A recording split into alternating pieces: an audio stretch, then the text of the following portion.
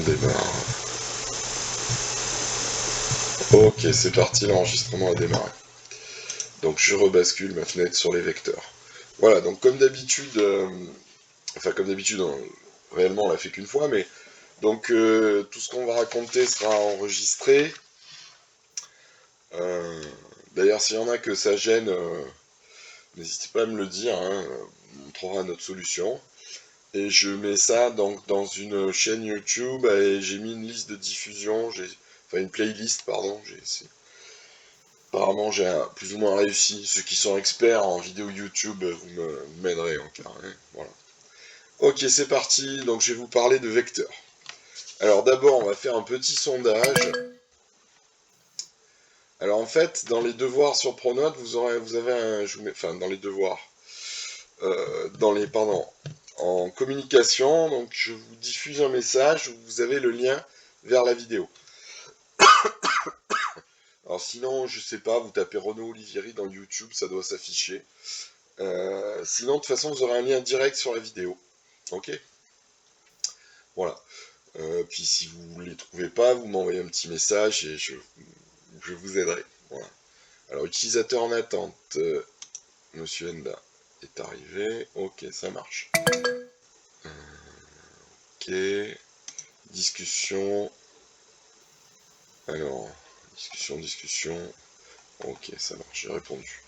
Voilà, on va démarrer. Donc, je le disais, il y en a avec lesquels on a déjà vu ça.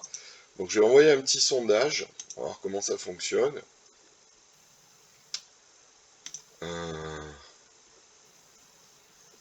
Alors, attendez, j'ai pas mis la question. Je sais pas encore comment ça marche. Il y en a qui répondent, mais j'ai pas posé la question encore. Ça, c'est marrant. Comment on fait? Donc, je recommence. Sondage. Débuter un sondage. Comment on met la question? Ah, voilà. Ouais, je comprends pas comment ça marche. Alors, ma question, c'est qui n'a pas fait de vecteur l'année dernière? Alors, si vous n'en avez pas fait, vous me mettez oui, sinon vous mettez non. Ok, c'est parti. Je lance ce sondage. Donc, oui, si vous n'avez jamais vu de vecteur l'année dernière.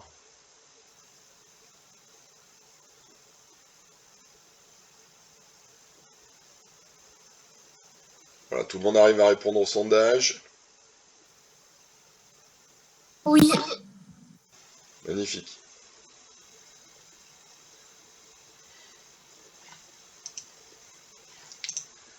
Alors, il y a Baptiste. Il y a Baptiste qui n'a pas encore répondu. Baptiste, es-tu là? Est-ce que tu as déjà fait des vecteurs l'année dernière? Bon, toi, tu as déjà répondu lundi, mais ça fait rien. C'est juste pour voir si le sondage marche. Tu vas venir. Il a répondu. Il m'a dit qu'il n'avait jamais fait de vecteur l'année dernière. Alors, j'ai appuyé sur publier les résultats du sondage. Je ne sais pas ce que ça fait. Vous avez quelque chose qui apparaît sur votre écran, peut-être. Je ne sais pas. Ok. Bon, donc vous avez tous plus ou moins entendu parler de vecteurs, mais on va quand même revenir sur cette notion. On va essayer d'avoir une approche un petit peu qualitative. Alors déjà, on va s'appuyer sur ceux qui étaient là lundi. Quel est le maître mot, enfin le mot principal en fait qui résume, que j'ai employé, qui résume finalement la notion de vecteur. Hein, finalement, qu'est-ce que c'est qu'un vecteur fondamentalement? Est-ce qu'il y en a qui peuvent répondre à cette question avec le micro ou en discussion publique sur le chat? Bon, efficacité de Monsieur Bouquet qui nous a mis le lien vers la chaîne YouTube. Bravo.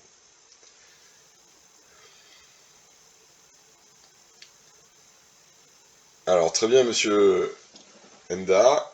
Un vecteur, en fait, c'est un objet mathématique qui sert à décrire un mouvement. Alors, on a fait une petite allusion avec une sorte de chorégraphie. Hein. J'ai demandé à ceux qui étaient là s'ils savaient ce que c'était que le Madison. Est-ce que vous avez déjà peut-être dansé dans des balles ou dans des campings l'été, d'accord? Bon, en fait, une chorégraphie, faites un pas à gauche, 2 pas en avant, 3 pas en arrière. Un vecteur, en fait, grosso modo, mathématiquement, c'est rien d'autre que ça, d'accord? Un mouvement. Alors évidemment, quand on veut décrire un mouvement, il faut transmettre des informations. Comment dois-je bouger? Alors en fait, en maths, on va utiliser ce qu'on appelle des mouvements de base. d'accord? Comme des pas dans une danse, si vous voulez. Alors, quels sont les mouvements de base? Ben, faire un pas à droite et faire un pas en avant. Ça, c'est ce qu'on va appeler nos vecteurs de base qui vont servir à décrire tout mouvement. Ok? Alors, comment on note tout ça? Donc d'abord, bon, alors c'est pas vraiment un cours que je vais vous taper, hein, c'est voilà, une petite fiche rapide avec quelques idées et quelques propriétés. Euh, donc, notion de vecteur, d'accord? Alors, qu'est-ce qu'un vecteur? Donc, je vous tape un petit cours, comme ça, vous pourrez le regarder tranquillou chez vous. Donc, un vecteur est un objet qui permet de traduire la notion de mouvement. Ok? Bon. Donc, pour ce faire, on utilisera deux vecteurs appelés vecteurs de base. D'accord? Que l'on note. Alors ces vecteurs, on va les appeler, premier vecteur, on va l'appeler I, avec une flèche dessus. Tant que mes flèches démarrent. Ok, que l'on notera I et J. Alors, qu'est-ce que c'est que I? Ben, c'est un petit vecteur, un déplacement de base. Et J, c'est un autre déplacement de base. Alors, ce qu'on leur demande à ces deux déplacements, évidemment, c'est qu'ils soient différents. On reviendra sur cette notion. D'accord? Non seulement on veut qu'ils soient différents, mais en plus on veut qu'ils n'aillent pas dans la même direction. Parce que si vous prenez deux déplacements de base qui vont tous les deux dans la même direction, votre chorégraphie, elle va être hyper limitée. D'accord? Alors ces deux vecteurs de base I et J, en fait, on veut qu'ils ne soient pas liés. Je reviendrai sur cette notion de lié, qui est une vraie notion mathématique. Qui ne sont pas liés. Pour l'instant, on va prendre le mot lié dans le sens courant du terme. Hein, ça veut dire qu'on ne peut pas déduire l'un de l'autre, il n'y a pas de lien entre ces deux mouvements. Alors typiquement, si vous prenez un repère dans un repère, vous avez tous vu les repères du plan, dans un repère O, I, J, d'accord? En général, on va pouvoir placer ces deux vecteurs. Donc le vecteur petit i, ça va être quoi? Ça va être le flet de se déplacer du point O au point I, donc sur l'axe des abscisses. Et le vecteur J, mouvement vert, on va choisir un mouvement vertical, ça va être le fait de se déplacer du point grand O vers le point grand J. D'accord? Donc en général, on est dans un repère plus souvent orthonormé, c'est pas obligatoire. Et on choisit nos déplacements de base. Alors je vais essayer de vous faire un petit dessin si ça marche. Bon, voilà, ça marche pas non plus. Je sais pas ce qu'il a mon ordi ce matin, il est fâché. J'ai mon outil pour faire les dessins qui ne marche pas. Ça m'énerve. Pourquoi ça marche pas? Je ne sais pas. Alors, sinon je vais essayer de le choper comme ça. Si je trouve où c'est. Bon. Pourquoi je l'ai pas? Je sais pas. Bon, ça fait rien. On va prendre GeoGebra. D'accord? Je voulais vous faire un petit croquis, mais on va faire avec GeoGebra, ça sera plus propre.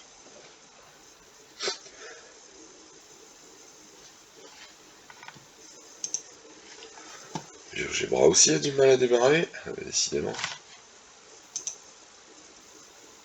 Bon. Donc ici, typiquement, vous avez un repère orthonormé. D'accord? Vous voyez à l'écran. Alors, ortho, ça veut dire quoi, ortho? Alors, si vous êtes fort en grec. Quand je parle de repère orthonormé, ortho, ça veut dire quoi? Quelqu'un sait? Quand vous allez voir un orthodontiste, c'est pas pour vous rappeler des mauvais souvenirs, évidemment. Hein. Mauvais souvenirs partagés, je tiens à le dire. Qu'est-ce qui fait l'orthodontiste? Allô, allô?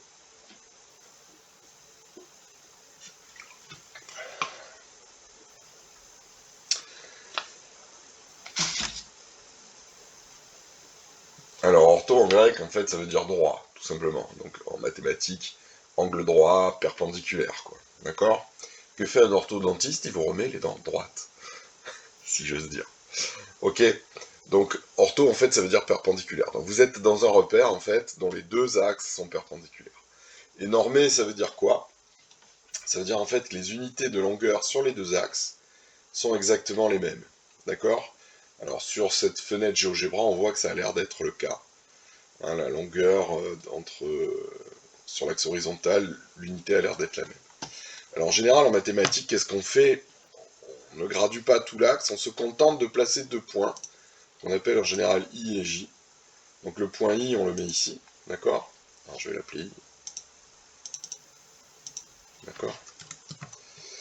Donc le point I, c'est sur l'axe des abscisses, il permet de déterminer à la fois l'unité de longueur, mais également le sens de parcours croissant.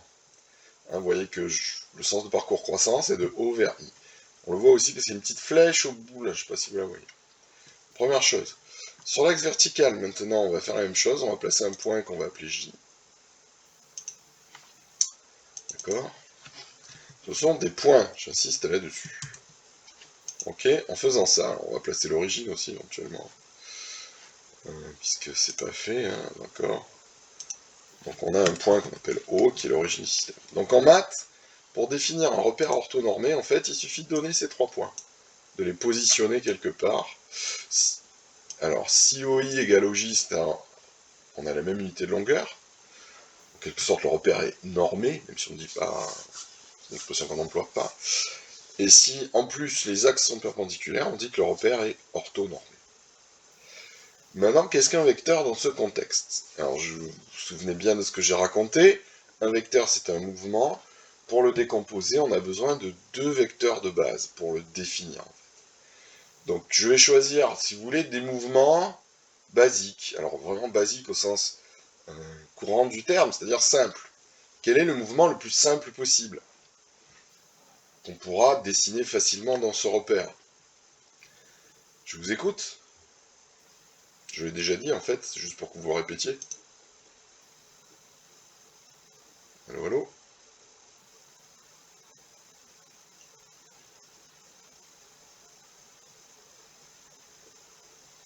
Allô? C'est quoi les deux mouvements de base? À essayer de participer un peu, hein, sinon ça a moins d'intérêt pour vous. Quel est le mouvement le plus simple possible qu'on peut faire en se promenant dans ce repère?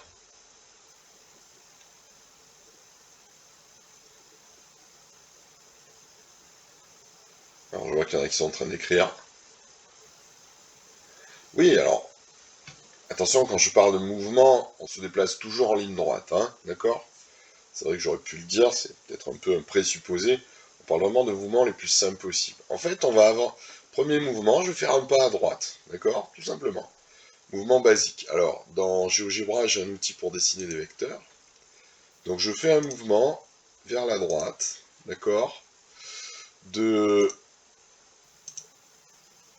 Qu'est-ce qu'il me fait, lui? Non, ça, j'en veux pas. Voilà.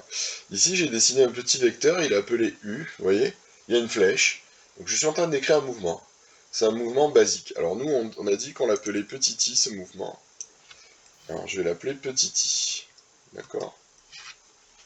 Premier mouvement de base. Deuxième mouvement de base, deuxième vecteur de base, c'est se déplacer en fait d'un carreau vers le haut. Je vais encore dessiner un vecteur.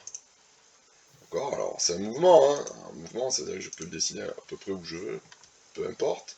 Ce qui compte, c'est vraiment le déplacement. Alors pareil, je vais l'appeler J, et je vais effacer les points C et D. Voilà. On voit rien du tout, c'est pratique. Et puis je vais l'enlever. Ok. D'accord? Donc voici mes deux mouvements de base. Alors, un mouvement, regardez ce que je suis en train de faire. Vous pouvez l'appliquer à n'importe quel point. Regardez, hein. Je peux le dessiner où je veux, ce petit mouvement. Je prenais l'exemple d'une espèce de chorégraphie. Alors, bon, dans les campings, souvent, comme ça, il y a des danses de groupe. Je parlais du Madison. Le principe de danse en groupe, c'est que tout le monde fait le même mouvement. Donc quand vous créez un vecteur, en fait, quand vous définissez un mouvement, à l'aide de ce mouvement, vous pouvez faire bouger tous les points du plan, si vous le souhaitez. D'accord? Le principe, c'est que tous les points vont suivre exactement le même mouvement. Notre analogie, peut-être qu'on peut utiliser, peut-être, on pourrait comparer ça avec du vent. Vous savez, quand ça souffle fort, le vent, à peu près, il souffle dans la même direction, on va dire. Bon, d'accord, il peut y avoir des tourbillons, des machins, mais en gros, le vent, ça souffle dans une direction donnée, avec une certaine force. Et si vous mettez un objet mobile avec une voile, et ben, où qu'il soit, il partira dans la même direction. Ok, c'est vraiment l'idée. Alors là, j'ai défini deux mouvements élémentaires, donc ce qu'on appelle des vecteurs de base. Et à partir de ces deux vecteurs de base, on va pouvoir définir n'importe quel type de mouvement. Alors vous allez voir ça. Alors d'abord, je fais une petite copie d'écran pour vous le mettre dans le cours. Hop. Et hop. Voilà. Je fais ça rapido.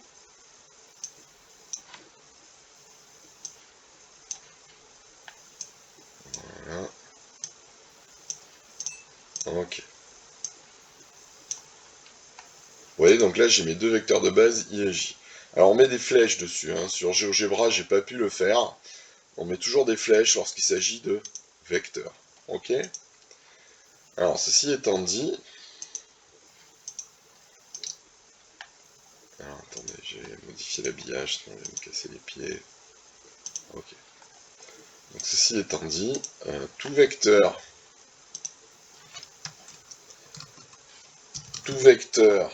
pourra alors se décomposer à l'aide de ces deux vecteurs de base. Ok.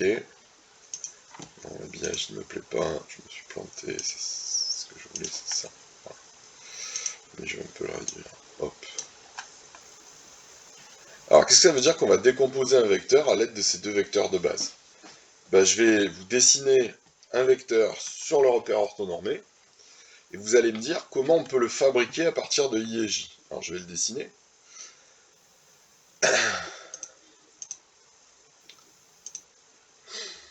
Ok. Donc, je dessine un vecteur. Ok. Donc, ce vecteur que vous voyez en bleu, là, comment je peux le décomposer, c'est-à-dire comment je peux le décrire à partir des vecteurs I et J. Qu'est-ce que vous en pensez? Je vous écoute. Je pense que le dessin est assez gros si vous voulez. Alors, Marianne nous dit 3i plus 3j. Alors en fait, qu'est-ce que ça veut dire ce plus? Ça veut dire qu'il va falloir mélanger les deux mouvements. Hein. Ce plus, c'est pas une addition classique, comme on additionne des nombres, c'est dire, vous avez un vecteur comme ci, un vecteur comme ça, il va falloir les mélanger pour obtenir un mouvement un peu différent, un mouvement dans une autre direction, si on regarde bien. Alors effectivement, je crois qu'elle s'est trompée, il manque un J. Hein, donc c'est 3i et 4j. Alors ainsi, le vecteur représenté, alors je ne vais pas tout de suite utiliser des plus, on va utiliser comme des coordonnées. Sera décrit comme la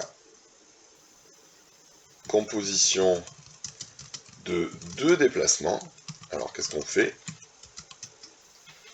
3 fois le vecteur i, 3 fois le vecteur i, excusez-moi, ça sera le sapin, 3 fois le vecteur i, plus 4 fois le vecteur j. Ok? Alors on peut l'écrire comme ça.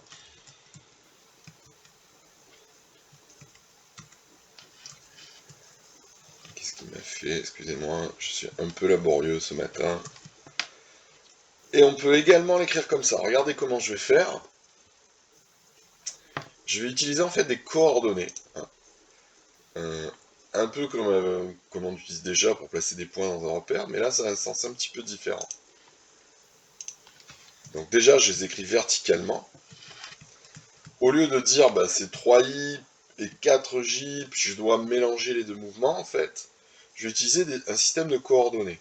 Donc le 3 signifie que on va faire 3 déplacements horizontaux, et le 4 signifie qu'on va faire 4 déplacements verticaux. Et mon vecteur, en fait, ce sera la composition, c'est-à-dire la succession de ces deux mouvements. Ok. Et ça, donc, ça va créer un vecteur. Alors, je décide de le baptiser U, et je mets une flèche dessus, pour indiquer qu'il s'agit bien d'un vecteur. Ok, donc, ce que je viens d'écrire ici, ce sont vraiment des coordonnées. On va présenter ça comme des coordonnées. 3, 4, donc constitue, ça constitue les coordonnées,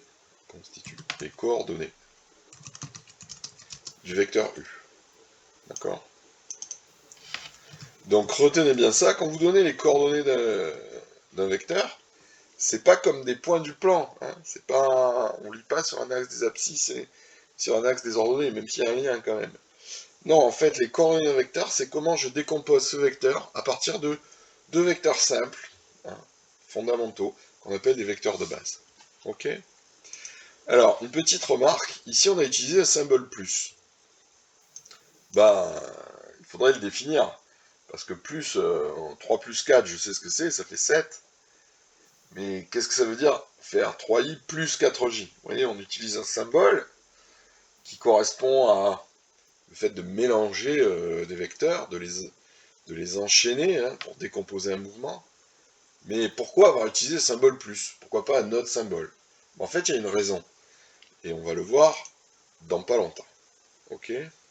Ce qu'il faut bien que vous compreniez, c'est que si on utilise des plus, et ici en fait on fait quasiment apparaître des multiplications, c'est que les vecteurs, alors ce sont des objets géométriques, hein, vous voyez, on fait des dessins, mais également il va y avoir une partie calcul. Il va y avoir comme ça la possibilité d'ajouter, de multiplier, et quand des objets en fait vérifient ce genre de propriétés, on dit que ce sont des objets algébriques, d'accord? Les vecteurs sont fondamentalement des objets algébriques. On peut les ajouter ensemble, on peut inventer des opérations. Donc il va y avoir ce double aspect. Aspect géométrique et aspect calculatoire, on va dire aspect algébrique. Ok? Donc c'est ça qui est bien, c'est que on va pouvoir, grâce à l'outil vectoriel, alors la loi de Charles, on va le voir tout ça, Maria, ne t'inquiète pas, c'est bien. Je me souviens de ce que tu as fait l'année dernière. Alors juste une petite parenthèse, puisque tu en parles, effectivement, alors ce qu'on appelle la relation de Charles, c'est la façon géométrique d'ajouter des vecteurs, en quelque sorte, en utilisant des points. D'accord? On va pas le revoir tout de suite, je vais d'abord me focaliser sur l'aspect algébrique, c'est-à-dire sur les calculs que ça entraîne. Et l'aspect géométrique, on le reverra au fur et à mesure. Mais c'est bien, si tu t'en souviens, la relation de Charles, ok? Donc garde-le dans un coin de ta tête, effectivement, c'est elle qui permet d'ajouter des vecteurs en utilisant des points du plan. Hein, on va le revoir tout ça. Mais là, tu es sur l'aspect géométrique. Pour l'instant, je vais insister sur l'aspect algébrique. Et dans un deuxième temps, on reviendra là-dessus. Ok? On va faire une petite phrase pour noter ça. Les vecteurs sont des objets à la fois géométriques, alors au sens où on peut les représenter, hein. On peut faire un dessin, on peut les voir, quoi. Et algébriques. Alors algébrique, ça veut dire quoi? On effectue des calculs, d'accord? On peut définir des opérations. Ok? Donc c'est ça qui est fondamental, c'est que vous voyez cet aspect un peu dual, on parlait de dualité, au sens courant du terme, parce qu'il y a aussi un sens mathématique pour le mot dualité, vous verrez quand vous serez plus grand. Mais disons, voilà, il y a deux aspects. Un peu, je fais un peu un parallèle avec la physique. Vous avez étudié la lumière, je pense, en physique. Vous l'avez fait ou pas? Qu'est-ce que la lumière? Est-ce que, à ce stade, vous avez déjà étudié les rayons lumineux, tout ça? Que ça vous dit quelque chose? Votre silence m'inquiète. Non. Alors, peut-être il y en a qui le savent déjà, c'est aussi de la culture générale. Il y a deux façons de décrire la lumière, soit comme un rayon, c'est-à-dire en gros un trait, une droite, quoi, hein, qui part du soleil, qui arrive jusqu'à vos yeux, ou d'une source lumineuse, peu importe. Donc on peut décrire ça effectivement comme une espèce de ce qu'on appelle un photon, hein, une particule qui suit une trajectoire rectiligne. C'est la première façon de décrire la lumière. Et la deuxième façon de décrire la lumière, c'est de la décrire comme une onde, c'est-à-dire un phénomène vibratoire, exactement comme le son. Alors ces deux aspects paraissent contradictoires, en fait, ils ne le sont pas.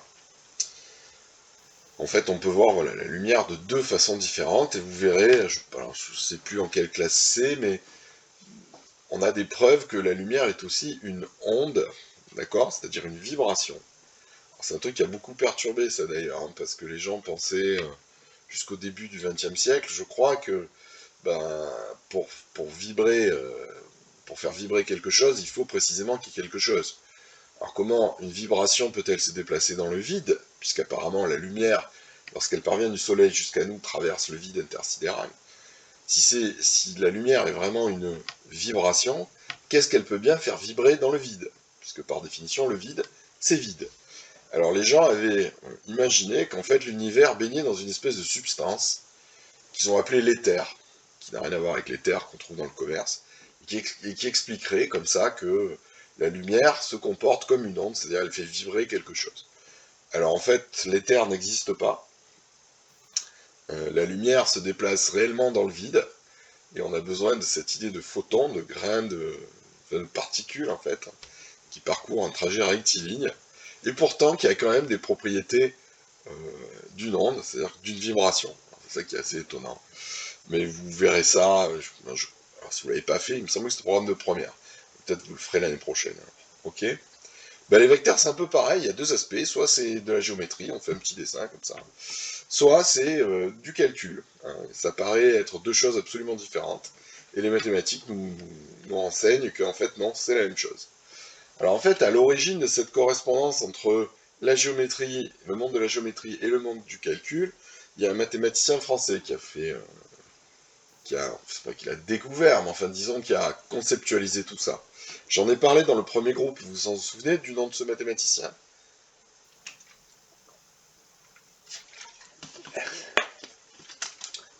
Exactement, c'est monsieur René Descartes, donc mathématicien et philosophe français. Vous, vous l'étudierez l'année prochaine en cours de philo, enfin, je pense. Je suis pas au point sur le programme de philo, mais à mon avis vous allez en parler. Qui a beaucoup travaillé sur la logique, le raisonnement. Il est à l'origine, par exemple, de la phrase célèbre « Je pense donc je suis », en latin, hein, cogito ergo sum. Et notamment, alors en mathématiques, on lui doit ça. D'ailleurs, parfois les repères du plan, on les appelle des repères cartésiens. Alors ça veut dire qu'il y a un système de coordonnées. Alors, il y a une petite anecdote, je l'ai déjà racontée au premier groupe, désolé si je radote. Donc en fait, Monsieur Descartes chez lui avait une espèce de grande fenêtre avec des croisillons, hein, c'est une structure en bois et des petits carreaux, quoi. Et il contemplait des mouches qui se déplaçaient sur sa fenêtre. Et il s'est dit, mais comment indiquer la position des mouches? En fait, bah, il suffit de compter les carreaux. Et donc, je peux dire que la mouche est à tel carreau, alors 3 carreaux en bas, 4 carreaux verticalement, enfin 3 carreaux horizontalement, 4 carreaux verticalement, et hop, j'ai la position de la mouche. C'est ça qui lui a donné l'idée de conceptualiser tout ça, d'utiliser donc des coordonnées pour décrire des points du plan, ce qui fait qu'on est capable de résoudre n'importe quel problème de géométrie uniquement par le calcul algébrique. C'est ça qui est fondamental, c'est que des problèmes de géométrie qui peuvent avoir l'air quand même compliqués, hein, la géométrie c'est pas évident, je suis tout à fait d'accord, tant que vous en faites de moins en moins. Vous pouvez d'ailleurs coller entre guillemets n'importe quel bon mathématicien sur un problème de géométrie, même sur des notions très très simples. Il y a des problèmes de géométrie qui demandent des raisonnements très très fins, voilà, c'est pas toujours évident. En revanche, grâce à M. Descartes, et bon, voilà, ce que je vous explique, c'est un peu dans la continuité de tout ça, on peut transposer toute la géométrie dans le monde du calcul. Et du coup, tout devient beaucoup plus simple, parce que faire des calculs, ma foi, c'est à la portée de n'importe qui, même d'un ordinateur, pour vous dire si c'est facile. Ok? Donc, vous voyez donc des objets qui ont deux natures différentes, géométrique et calcul. Ok? Alors, on va aller un petit peu, donc, notion de vecteur, justement. Maintenant qu'on a dit quasiment qu'on pouvait les manipuler, faire des opérations sur eux, je vais les définir. D'accord? Donc, point suivant, on va effectuer des opérations sur les vecteurs. Alors en fait, ces opérations, vous voyez, Marianne, tout à l'heure, quand elle nous a dit 3i plus 4j, ben, elle les a faites dans sa tête. Quel type d'opération on va avoir? Ben, si vous observez bien, on peut multiplier un vecteur par un nombre. Ok? Donc ce qu'il fallait considérer, c'était pas le vecteur i, c'était le vecteur 3i. Alors si je le dessinais sur ce petit schéma, ça serait quoi le vecteur 3i? On va le faire. Hein. Voilà, faire le vecteur 3i. Ben, le vecteur 3i, regardez, c'est comme le vecteur i, sauf qu'il est 3 fois plus long. Donc le vecteur 3i, j'ai essayé d'être droit à peu près. C'est pas gagné. Non, non plus. Ah si, j'arrive. Oui, presque. On considère que c'est droit là. On fait de cadeau. Vous voyez ce que je viens de dessiner, en fait, c'est le vecteur 3i. Alors, bah, on observe qu'il est 3 fois plus long que le vecteur i. D'accord? En première opération, donc multiplication par un nombre réel.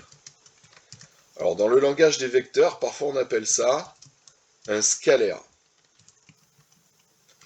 Alors, je vous donne le mot, on y reviendra peut-être un peu plus tard. Je sais que notamment, on va voir cette année le produit scalaire, d'accord? Donc c'est un mot qu'on aime bien utiliser, les physiciens l'utilisent aussi, un scalaire. En fait, pour l'instant, on va simplement considérer que c'est un nombre réel. Je vous expliquerai cette terminologie un petit peu plus tard. Mais je vous donne déjà le mot. Alors en fait, c'est simple. Soit u un vecteur, on va se donner un vecteur. Hein. Donc soit u un vecteur. Et je vais donner ses coordonnées. Alors on va prendre deux nombres au hasard. Donc bah, allons-y, prenons deux nombres. Hein. Je vais les appeler A et B. Alors je vais toujours, vous savez, en maths c'est toujours pareil, chaque fois qu'on utilise des lettres et des symboles, il faut dire ce que c'est. Donc U c'est un vecteur. Qu'est-ce que c'est que A et B alors? Ben, ce sont des nombres réels. Hein. Excusez-moi, ça bouge un peu, j'espère pas vous donner le mal de mer. Où A et B sont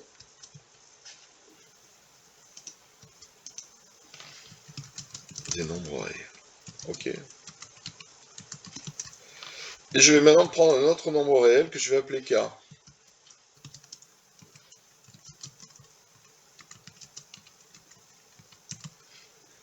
La question c'est qu'est-ce que c'est que KU? Quel sens donner à ça? Quelle opération on va effectuer sur U pour définir K fois U? Hein, comme tout à l'heure, Marianne a fait 3 fois I. Alors, on définit alors donc KU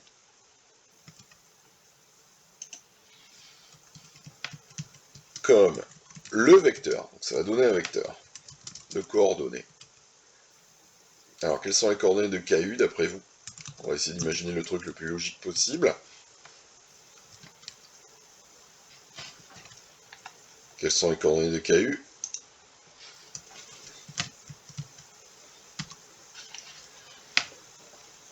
Alors, effectivement, ça va être KA et KB. Donc, en fait, c'est très simple. La multiplication par un scalaire, par un réel, si vous voulez, ben, vous multipliez les coordonnées du vecteur. C'est-à-dire, vous multipliez la première et la deuxième coordonnée. D'accord? Donc, on ne pouvait pas faire plus simple, en fait. Alors, à titre d'exemple, on va regarder ce que ça donne sur le dessin. Regardez, I, on l'avait multiplié par 3. Alors, justement, tiens, j'ai oublié de le dire. Quelles sont les coordonnées du vecteur I? Tiens, on va l'écrire ici. Quelles sont les coordonnées du vecteur I, d'après vous?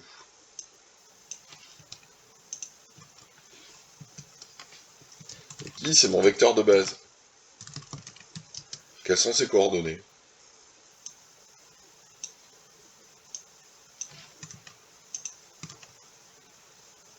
Voilà, très bien Lily, ça va être 1, 0. En fait, 1, 0, ça veut dire I, c'est la même chose. En fait, c'est la définition, vu comment on a expliqué ce que c'était des coordonnées, qu'un vecteur est pour coordonnées 1, 0, ça veut dire que c'est le vecteur I. D'accord? On utilise une fois le vecteur I et 0 fois le vecteur J. Bon, on utilise I, quoi. Et le vecteur J, alors, quelles sont ses coordonnées? Je vous écoute. Et voilà, vous avez tout compris. Et J a pour coordonnées 0, 1. J'ai oublié de vous donner ça. Ah, et j'ai oublié un petit truc, tiens d'ailleurs, excusez-moi. Je suis un peu malade ce matin.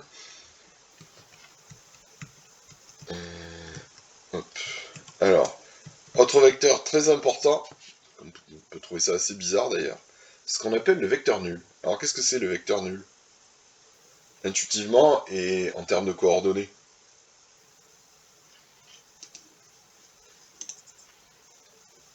Alors voilà, c'est un vecteur qui a pour coordonnées 0, 0. On appelle vecteur nul. Et on note. Alors en fait, comment on le note ce vecteur? Vous mettez un O avec une flèche dessus. Attention, c'est un O. Hein, c'est pas un 0. Alors la flèche. J'arrive, hein. Flèche, flèche, flèche.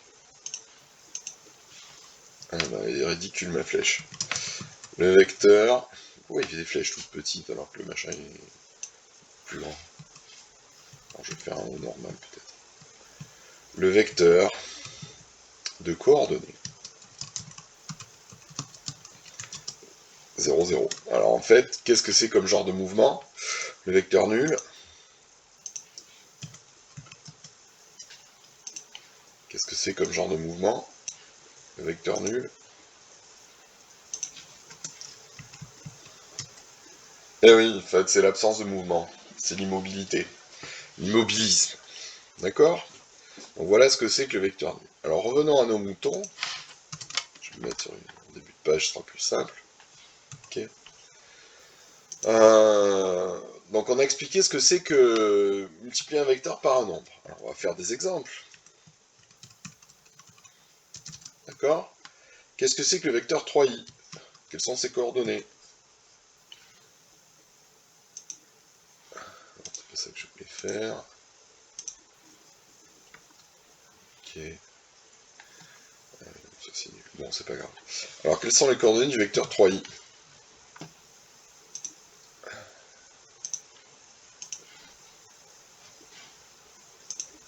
Voilà, c'est 3, 0, vous avez tout compris. On prend le vecteur i qui a pour coordonnées 1, 0, on multiplie tout par 3. Donc ça va donner 3 fois 3, 0. Alors je vais l'écrire comme ça, vous allez voir. Donc c'est 3 fois 1, 0. Ok. Et si vous faites 3 fois le vecteur 1, 0, bah ça va vous donner le vecteur 3, 0.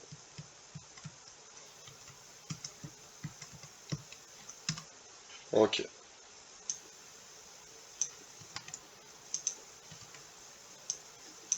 Tout simplement, hein, vous voyez, c'est pas très compliqué. Alors on peut prendre d'autres exemples. Hein. Si je prends le vecteur u tout à l'heure qui avait pour coordonnées, je vais le recopier 3, 4.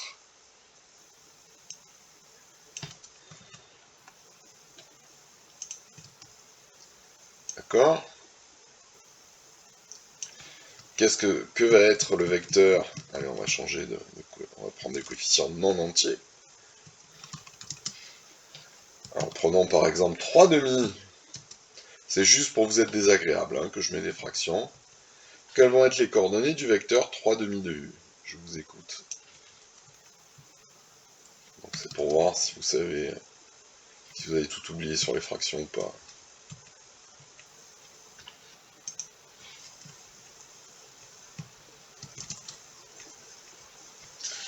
Quelles sont les coordonnées du vecteur 3 demi de u? Je vous écoute.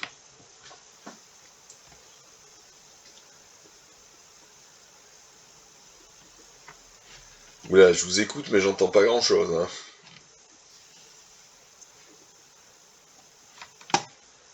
Pourquoi j'ai pas de pop-up quand vous mettez des messages? Ça m'énerve ça. Alerte pop-up de discussion on. Sauvegarder. Ça marche pas. Bon, c'est pas grave. Alors, U c'est écrit à l'écran, Marianne, regarde. C'est le vecteur de coordonnées 3, 4. Celui qu'on a utilisé tout à l'heure. Qu'est-ce que c'est que 3 demi du vecteur U?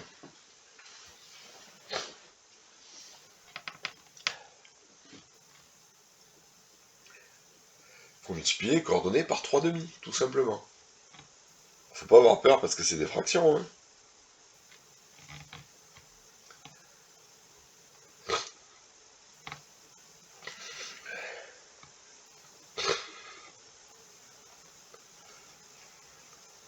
Alors, vous êtes en train d'écrire 4,5 et 6. Ok.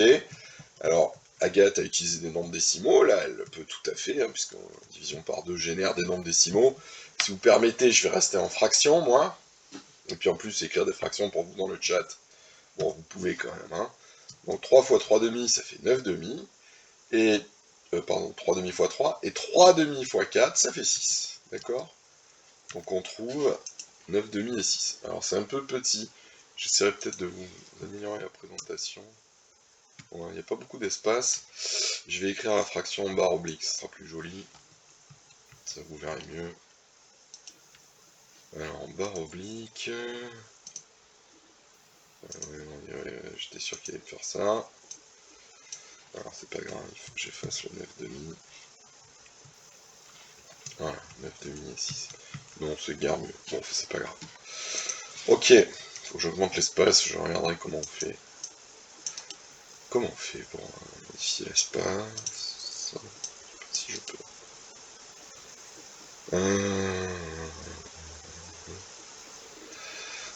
Non. Bon, c'est pas grave. Ok, vous en contenterez. J'espère que c'est lisible, ce que j'ai écrit là. Bon, finalement, c'était mieux 4,5. Hein. Je vais mettre 4,5. Bon, voilà. Ok. Petite question, si je multiplie par 0, qu'est-ce que ça donne? Donc 0, cette fois-ci, c'est bien un nombre. Je multiplie par le réel. 0.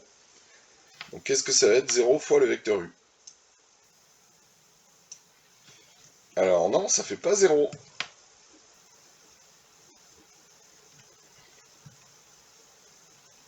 Qu'est-ce qui se passe avec les coordonnées? Alors attention, faut pas, à un moment que ce soit le vecteur nul que tu as voulu écrire, Justine.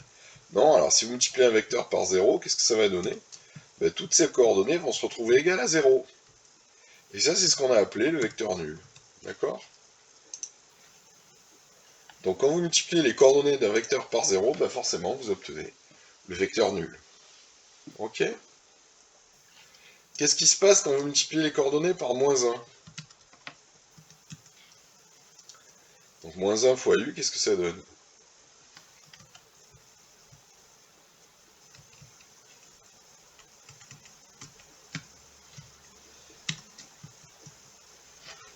Je vous écoute. Donc u, c'est toujours le vecteur de coordonnées 3, 4. Hein.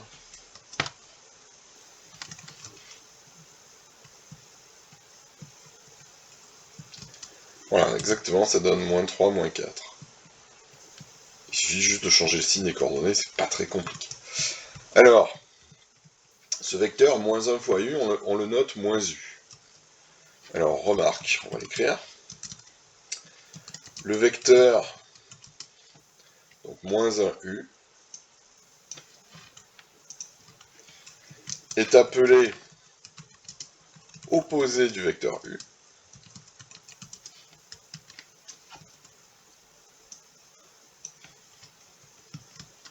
Et on le note. On le note avec un seul t, sinon c'est de l'italien. Moins u. Ok? Donc moins u, en fait, ça veut dire moins 1 fois u. Exactement comme avec les nombres réels. Hein? Moins 1 fois 3, ça fait moins 3. Donc vous voyez, on essaie vraiment de se calquer sur les opérations qu'on connaît déjà. On va retrouver des tas de propriétés similaires. On va pas tarder à les écrire d'ailleurs. Voilà, donc on a appris à multiplier par un nombre réel. Je vais appeler ça petit a. Voilà. Alors maintenant, ce qu'on a besoin de définir aussi, regardez, c'est la notation que Marianne nous a montrée tout à l'heure. C'est cette fameuse addition. Qu'est-ce que ça peut bien vouloir dire additionner des vecteurs? Alors en termes de mouvement, on voit l'idée. C'est le fait de composer les mouvements, c'est-à-dire les enchaîner, c'est-à-dire vous avez un vecteur et vous voyez qu'on peut le retrouver en comptant les pas horizontaux et les pas verticaux. Mais là, on va vraiment essayer de définir cette addition. Comment on va faire? Comment on va additionner deux vecteurs? D'accord? C'est le point suivant. addition de deux vecteurs.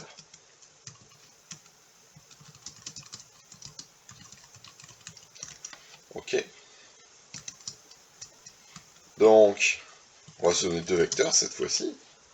Donc le premier, on va appeler ses coordonnées A et B, comme tout à l'heure.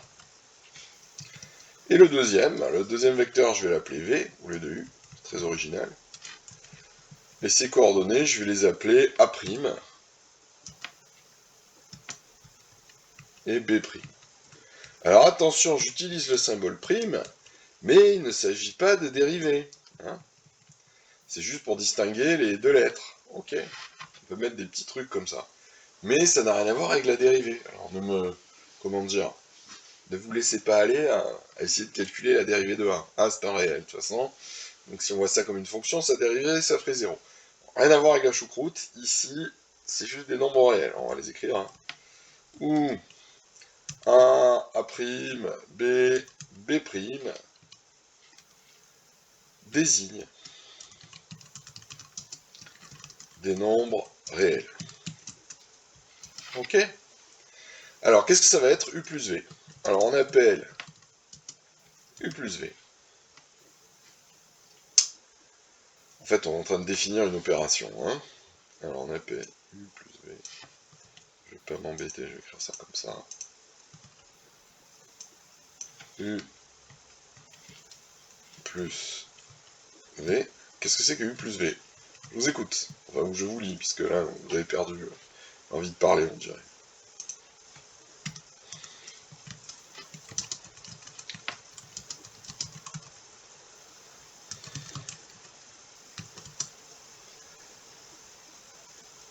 Alors, comment on va faire pour définir l'addition de deux vecteurs?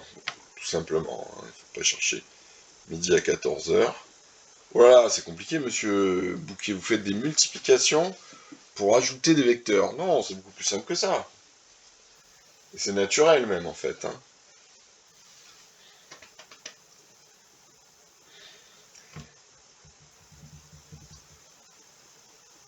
Cherchez pas un truc compliqué.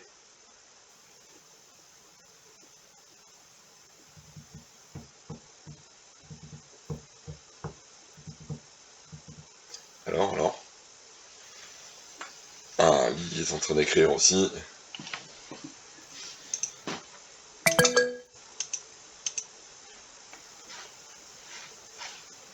Alors, je viens de me rendre compte qu'il y a monsieur Sass en salle d'attente. Ça y est, monsieur Sass est là. Désolé, monsieur Sass. J'espère que vous n'attendez pas depuis trop longtemps. Alors, c'est tout simple, tout à fait, monsieur Bouquet. La somme de deux vecteurs. Ben, il suffit d'ajouter les coordonnées. Bon, on va l'écrire. Donc ici, je vais avoir A plus A'. Et B plus B'.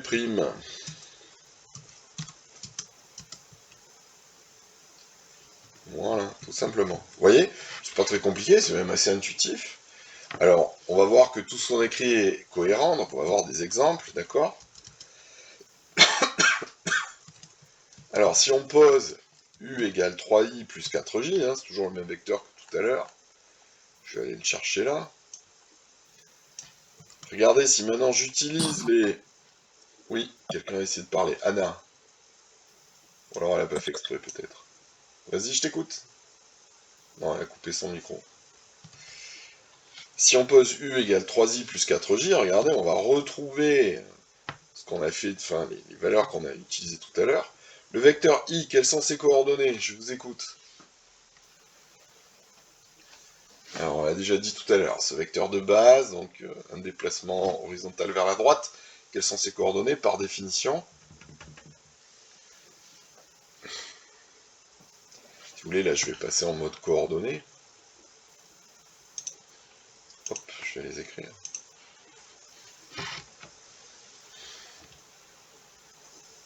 Exactement. Alors, ce que je voulais, en fait, si tu veux, ce que tu écris est juste, hein, Lily, mais c'est simplement dire quelles sont les coordonnées de i d'abord. I, ses coordonnées, c'est 1, 0. D'accord? J, ses coordonnées, c'est 0, 1. Donc, vous voyez, je remplace les vecteurs par leurs coordonnées, ce qui est tout à fait légitime. Hein, j'ai mis le signe égal, donc il n'y a pas de problème avec ça. Hop, j'arrive. Regardez ce que ça va donner. En fait, qu'est-ce que j'ai fait là, hein? J'ai pris l'écriture 3i plus 4j et je suis passé tout de suite en coordonnées. I c'est 1, 0, j c'est 0, 1. Et maintenant, je vais utiliser les règles opératoires qu'on vient de définir. Qu'est-ce que c'est que la multiplication par 3? Qu'est-ce que c'est que la multiplication par 4? Pour la multiplication par 3, je dois tout multiplier par 3. Donc 3 fois 1, 3 fois 0. Ça fait 3, 0. Et pour le vecteur 4j, qu'est-ce que je vais obtenir? Ben, 4 fois 0, 4 fois 1, donc ça donne 0,4. Voilà. J'ai plus qu'à ajouter ces deux vecteurs, mais maintenant je sais le faire. Qu'est-ce que ça va donner? Si j'ajoute ces deux vecteurs,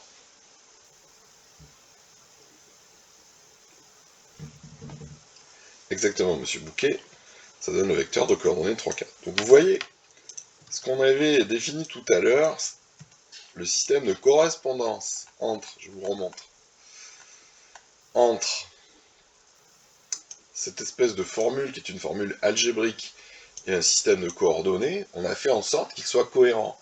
On a fait en sorte que ça marche, d'accord? On a fait en sorte que donner les coordonnées d'un vecteur ou le décomposer en fonction de i et de j selon cette écriture renvoie exactement à la même chose. Et pour ça, on a défini l'addition la plus simple qui soit et la multiplication la plus simple qui soit. Si je devais résumer donc ces deux opérations, c'est très simple. Il suffit d'appliquer les opérations aux coordonnées. D'accord? Si on veut résumer tout ça. Vous voulez multiplier par 2? Facile. Vous multipliez toutes les coordonnées par 2. Vous voulez ajouter des vecteurs? Facile. Vous ajoutez la première composante et la deuxième composante. Et ça marche. Donc là, vous voyez, on est en train de vraiment de définir ce qu'on appelle, je l'ai dit tout à l'heure, une structure algébrique, c'est-à-dire des objets, qui ne sont pas forcément des nombres. Là, c'est des espèces d'objets géométriques.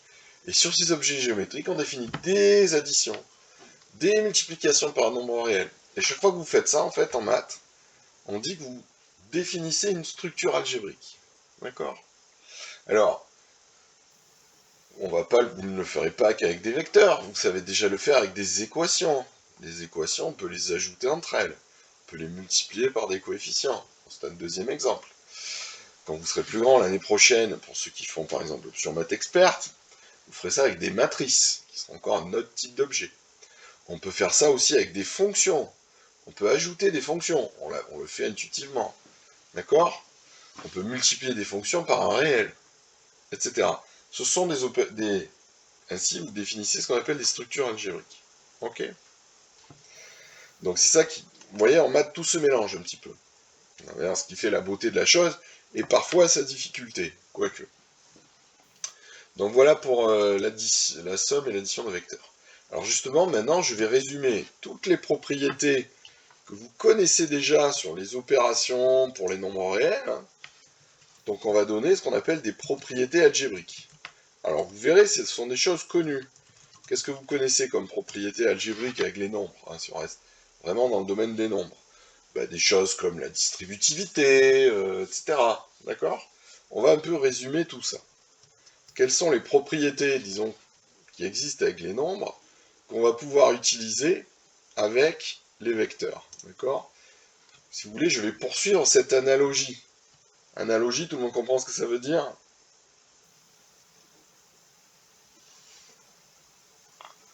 Qui ne connaît pas le sens du mot analogie? Petit sondage. Tout le monde connaît? Bon, je continue. Donc, si vous voulez, je suis en train de faire une comparaison entre les nombres réels et les vecteurs. Pourquoi? Parce qu'on définit pour ces deux types d'objets les mêmes opérations, l'addition et la multiplication. Donc vous allez voir que ces analogies vont se poursuivre dans les propriétés de ces opérations, ce qui est en fait assez logique. Alors, première propriété, qui est assez simple en fait. Donc, si vous prenez un vecteur, allez, qu'est-ce que j'ai en presse-papier là? Faut que je regarde. Je comprends rien, ok. Hop, non, c'est pas ça, tant pis, je vais le refaire. Donc, si je prends un vecteur U, ok, et que je lui ajoute le vecteur nul, qu'est-ce que ça va donner, d'après vous? On joue aux devinettes. Essayez d'être simple et logique. Eh oui, ça va pas changer le vecteur U. D'accord? Petite remarque, l'addition fonctionne à gauche, mais aussi, enfin dans un sens et dans l'autre. Dans la mesure où l'addition, elle est définie à partir de l'addition standard, hein, puisqu'il suffit d'additionner des coordonnées. Alors ici, je vais mettre un O.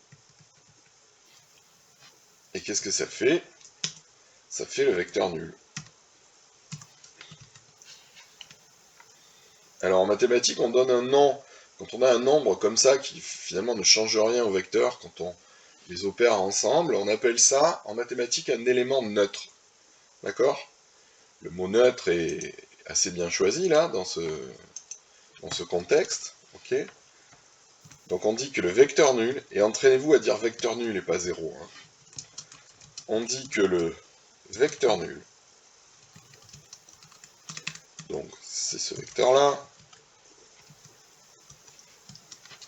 est un élément neutre de l'addition. Alors en fait c'est le seul. Hein. Ok? Donc première propriété importante. Je vais écrire la phrase en dessous.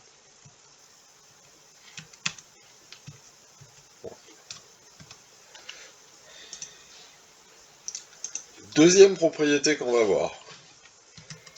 Si je fais le vecteur U,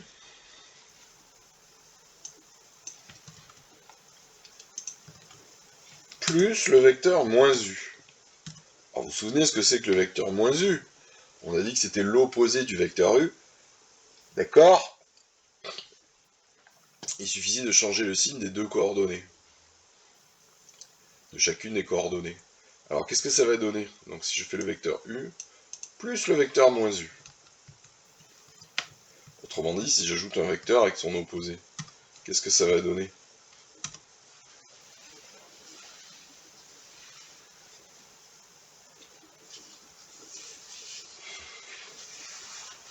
Exact, monsieur Bouquet, exact les autres. Alors, monsieur Bouquet, non, en fait, je retire ce que je dis, c'est pas bien. Ça donne pas 0. Donc ça, c'est un truc qu'il faut vous enlever de la tête. Donc bravo à Marianne et à Lydie. Ça donne le vecteur nul. 0, c'est juste un nombre, d'accord? Donc c'est un autre genre d'objet.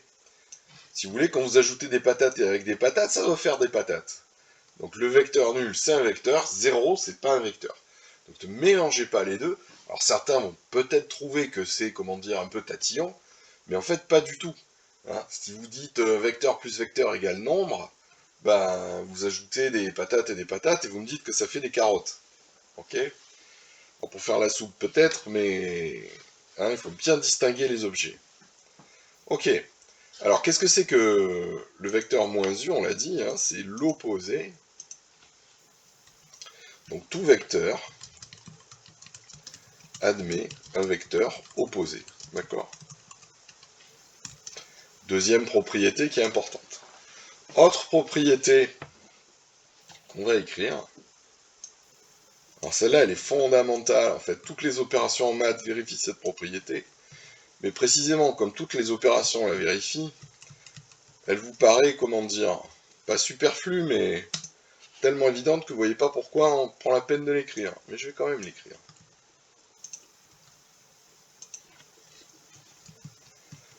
Alors regardez ce que je vais faire. Cette fois-ci, je vais essayer d'enchaîner deux additions de vecteurs. Simplement ici, je vais d'abord additionner les deux premiers vecteurs. Ok. Et ici, je vais additionner en premier les deux derniers vecteurs. Autrement dit, je vais faire la deuxième addition avant la première. Alors ce qui se passe, c'est que ça va quand même donner le même résultat. D'accord? Alors si on raisonne en termes d'addition de nombres, bah, ça paraît évident. Mais vous verrez qu'en termes d'interprétation géométrique, c'était peut-être pas si évident que ça. Ok? Donc quand une opération vérifie cette propriété, on dit qu'elle est associative. On dit que l'addition de vecteurs est associative. Alors ça, c'est des mots qu'il faut retenir. Surtout si vous ferez des maths l'année prochaine et dans le supérieur. D'accord? Donc tous les mots que je souligne en gras sont des mots fondamentaux en mathématiques. Avoir un opposé. Le fait qu'il existe un élément neutre. Le fait qu'une opération soit associatives sont vraiment des propriétés de base qu'on va retrouver sur plein d'opérations. Alors une petite remarque, toutes les opérations ne sont pas associatives. Beaucoup le sont, d'ailleurs c'est ce qui fait qu'en maths on décrète qu'on a affaire à une vraie opération entre guillemets ou à quelque chose qui est sans intérêt. Associative. D'accord ? Par exemple en mathématiques, on ne considère pas vraiment que la division sur les nombres est une opération. Pourquoi ? Ben regardez, si vous faites, allez, je vais faire 8 divisé par 4 divisé par 2, d'accord ? Cette écriture n'a aucun sens.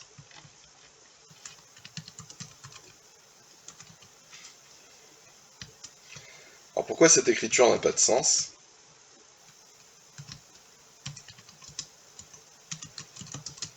Car, regardez bien, si vous faites 8 divisé par 4 en premier, combien vous allez trouver en fait ? Évidemment, il me cassait les pieds. Combien ça fait si j'effectue les opérations dans cet ordre ? D'abord 8 divisé par 4 et ensuite divisé par 2. Ah, effectivement, ça fait 1, Johan, tout à fait.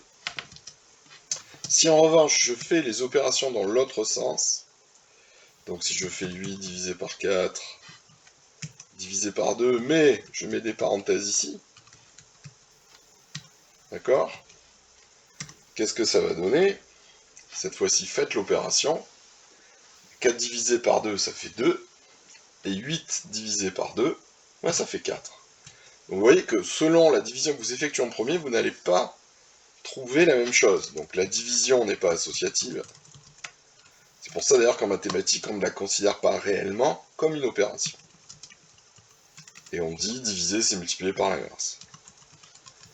Ok ? Donc d'où l'importance. Alors comment on écrit finalement 8 divisé par 4 divisé par 2 ? Donc si vous utilisez l'écriture fractionnaire, d'accord ? Il faut distinguer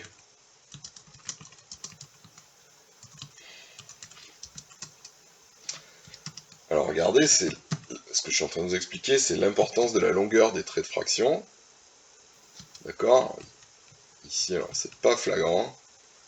J'aurais aimé qu'il me fasse un trait de fraction un peu plus grand. Je vais essayer de tricher comme ça.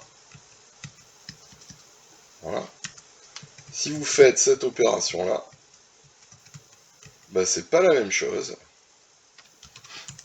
que si vous faites cette opération-là.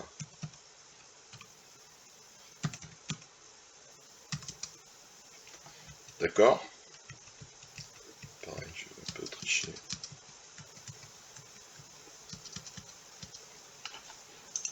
Ok ?